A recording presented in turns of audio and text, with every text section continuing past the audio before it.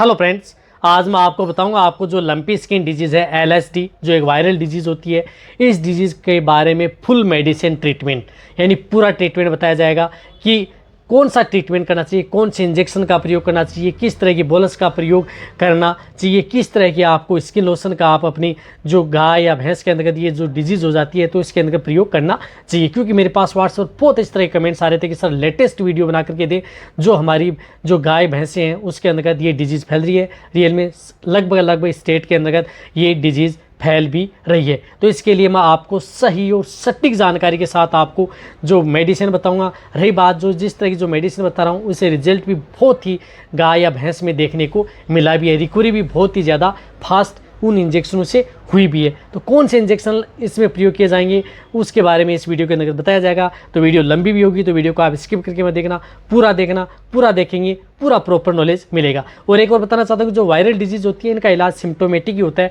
लेकिन जो जिस तरह के LSD के अंदर सिम्टम्स पाए जाते हैं उसके अंदर जो इंजेक्शन बताए जाएंगे वो सभी के सभी जो इंजेक्शन है उस सभी की तरह के सिम्टम्स हैं उनको कवर कर लेते हैं।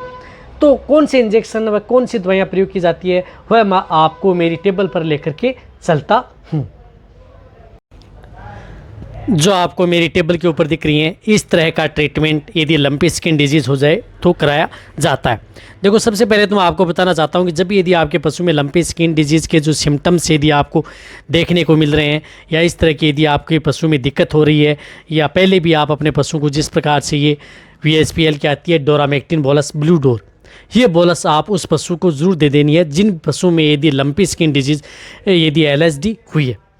ये आप उसको जो लार्ज एनिमल्स हैं, बड़े पशु हैं, उसको आप एक बोलस आप उन पशुओं को दे सकते हैं।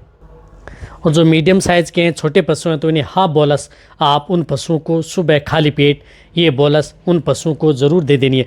वैसे डोरामेक्टिन ब्लू डोर बोलस के बारे में मेरे चैनल पर डिटेल सी वीडियो बनी हुई है, वो भी आप जा करके देख सकते हैं।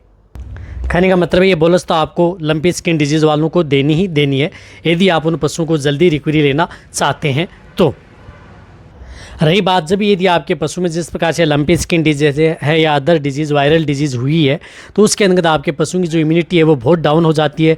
तो आप उस पशु की इम्यूनिटी बढ़ाने के लिए इस तरह के जो इंजेक्शन दिए जाते हैं जिससे इम्यूनिटी बढ़े, तो इम्यूनिटी बढ़ाने के लिए आपको उसमें लिवामाइसोल जो इंजेक्शन आता है इस इंजेक्शन का प्रयोग उस पशु में ज़रूर करवाना है।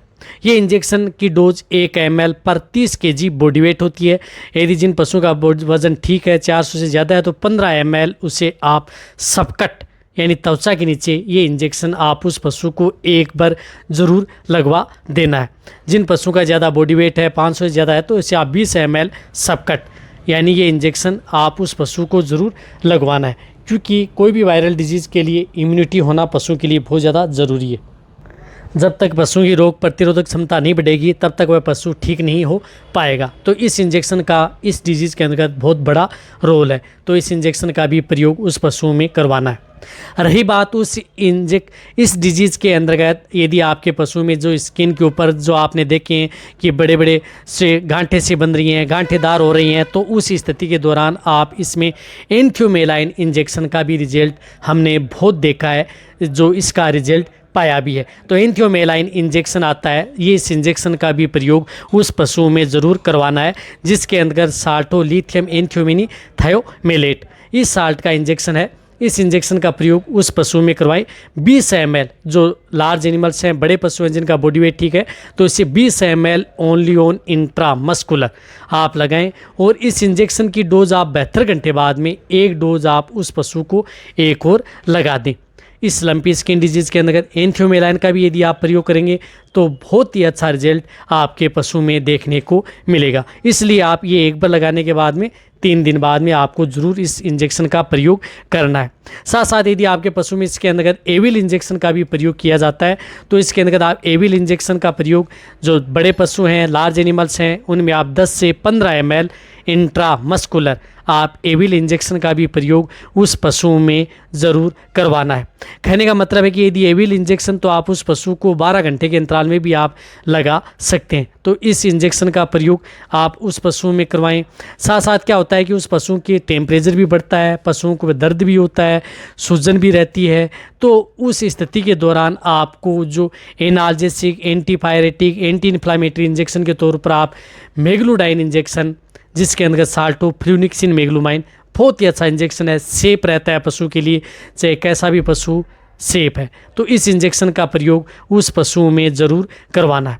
जो लार्ज एनिमल्स हैं जिनका बॉडी वेट ठीक है, 400-500 केजी के लगभग है, तो इन्हें आप 20 ml आप इस इंजेक्शन को इंट्रामस्कुलर भी लगवा सकते हैं या इंट्राविनस भी आप इस इंजेक्शन को लगवा सकते हैं।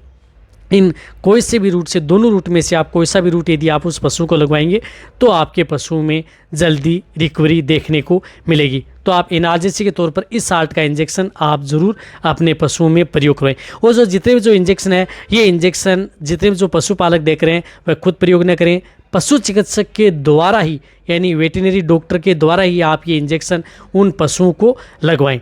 देखो, ये वीडियो तो आप उन वेटरनरियन के लिए है जो कि जिन्हें प्रॉपर नॉलेज हो कि किस तरह की जो मेडिसिन है नए वेटरनरी उसमें इस तरह की डिजीज़ के अंतर्गत प्रयोग की जाती हैं, ताकि यदि जिन पशुओं में ये लंपी स्किन डिजीज़ फैली है उसको कंट्रोल किया जाए।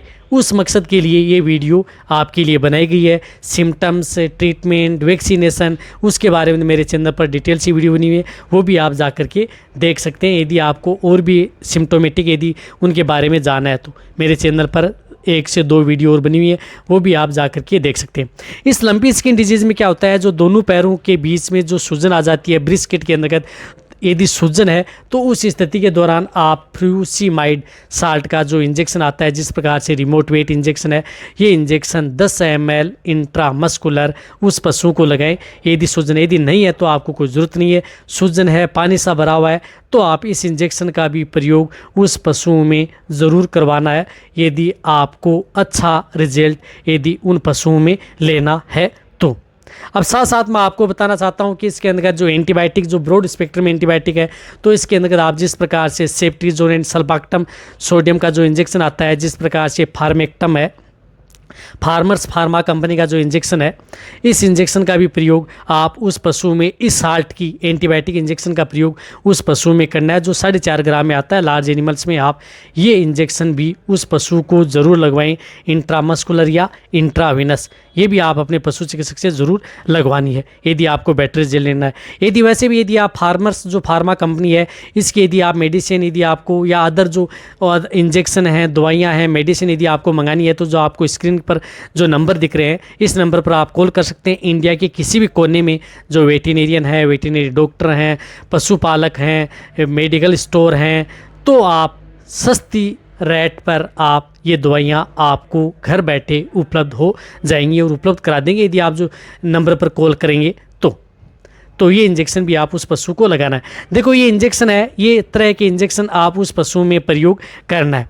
रही बात इस जो ट्रीटमेंट है, ये ट्रीटमेंट कम से कम 2 से 4 दिन कंटिन्यूटी किया जाता है लंपी स्किन डिजीज़ में, और जो ये रिकवरी होने में आपके पशु में 10 से 15 दिन लग सकते हैं। तो ऐसा नहीं है कि आपको एक दिन में ही आपको रिजल्ट मिल जाएगा। तो आपको कंटिन्यूटी जो इंजेक्शनों का प्रयोग करना है, उसमें आप जो सेफ्ट्रीजोन सल्बाक्टम इंजेक्शन है, ये लगातार 3 दिन लेना है।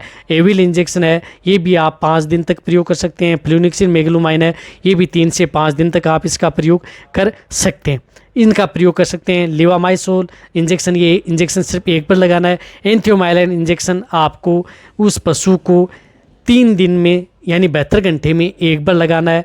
ज़्यादा से ज़्यादा आप इसकी 3 डोज आप उस पशु को लगवा सकते हैं यदि आप 10 दिन के बीच बीच में। फ्यूसिमाइड इंजेक्शन यदि आपको ज़रूरत है तो उसमें 2 से 3 दिन आप इसका प्रयोग कर सकते हैं। अब रही बात जो स्किन के ऊपर, आप स्किन लोशन का भी प्रयोग कर सकते हैं। एल्मिजोल स्किन लोशन, इसका भी बहुत ही अच्छा रोल है। यदि आपको स्किन पर किसी भी तरह की यदि आपकी उस पशु में दिक्कत है तो ये लोशन आप उस पशु की जो शरीर पर जो गांठें बनी है वहाँ पर आपको इस लोशन का लेप कर देना है यदि आप उस पशु की रिकवरी लेना चाहते हैं। यदि घाव हो गया है, ब्लड यदि आ रहा है, ज़्यादा आ रहा है, तो वहाँ पर आप स्प्रे का भी प्रयोग कर सकते हैं ताकि वहाँ पर मक्खियाँ मच्छर न बैठें। जो कीड़े मक्खी मच्छर मारने वाले जो भी स्प्रे आते हैं, उन स्प्रे का भी प्रयोग आप उन पशुओं में करा सकते हैं। यदि और भी ज़्यादा यदि दिक्कत हो जाती है तो आप ये इसका बेस्ट ट्रीटमेंट है। ये ट्रीटमेंट आप अपने पशु चिकित्सक से, जितने भी जो पशुपालक, वेटरनरी असिस्टेंट, डेयरी फार्मर देख रहे हैं, आप अपने पशुओं का करवाएं और आप अपने पशुओं को जहाँ तक हो सकता है इस बीमारी से आप अपने पशुओं को बचाएं, जब तक इसकी वैक्सीन प्रॉपर जो LSD की वैक्सीन उपलब्ध नहीं हो पाती है। तो अब किस तरह की जो वैक्सीन है जो LSD के अंतर्गत पशुपालक जो लगवा रहे हैं उस वैक्सीन के बारे में बताऊंगा। हालांकि वो LSD की वैक्सीन नहीं है, फिर भी जो पशुपालक हैं वो पशुओं में लगवा जा रही है। देखो जहाँ तक हो सकता है मैंने आपको सही और सटीक जानकारी देने की कोशिश की। वीडियो अच्छी लगी नीचे से कमेंट में लिखिए। मेरी वीडियो जितना हो सकता है पशुपालक वेटरनरी असिस्टेंट उनके साथ शेयर करें। इसी तरह से वीडियो देखते रहें, जितना हो सकता है इस वीडियो को शेयर कर दें ताकि सभी को अपनी गाय भैंस को बचा सकें। थैंक्स, धन्यवाद।